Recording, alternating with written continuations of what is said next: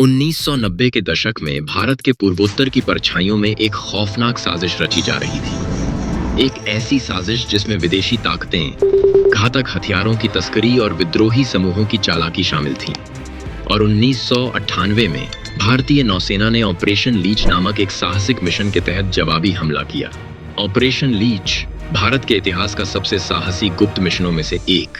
इस मिशन को समझने के लिए हमें 1990 के दशक में लौटना होगा। उस समय पूर्वोत्तर भारत के कई उग्रवादी संगठन जैसे NSCN और ULFA घातक नेटवर्क बना रहे थे, लेकिन पर्दे के पीछे एक और खतरनाक खेल चल रहा था। ISI पाकिस्तान की खुफिया एजेंसी गुप्त रूप से हथियारों की तस्करी कर रही थी ताकि इन विद्रोही गुटों को ताकत दी जा सके, और इसके लिए उन्होंने अंडमान निकोबार द्वीप समूह को चुना। उनका सबसे बड़ा मोर्चा एक तथाकथित बर्मी विद्रोही संगठन, जो असल में हथियारों की बड़े पैमाने पर तस्करी का सिर्फ एक नकाब था।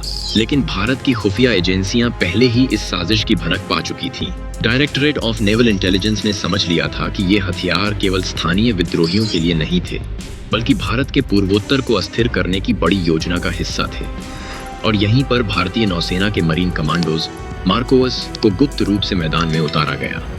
1998 की शुरुआत में अंडमान सागर के पास एक जहाज देखा गया। यह कोई आम जहाज नहीं था, यह लदा हुआ था घातक माल से, करोड़ों की अवैध हथियारों और गोला बारूद की खेप।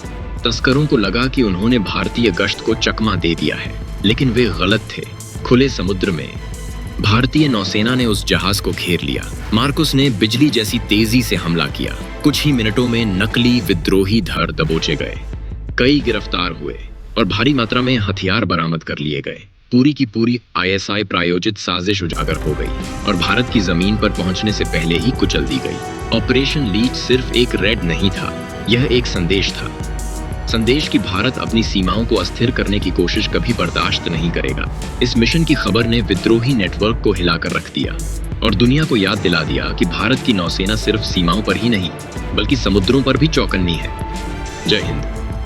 अगर आपको यह मिशन रोचक लगा तो लाइक, शेयर और सब्सक्राइब करना मत भूलिए, ताकि आपको भारत की गुप्त ऑपरेशनों की और भी अनकही कहानियां मिलती रहें।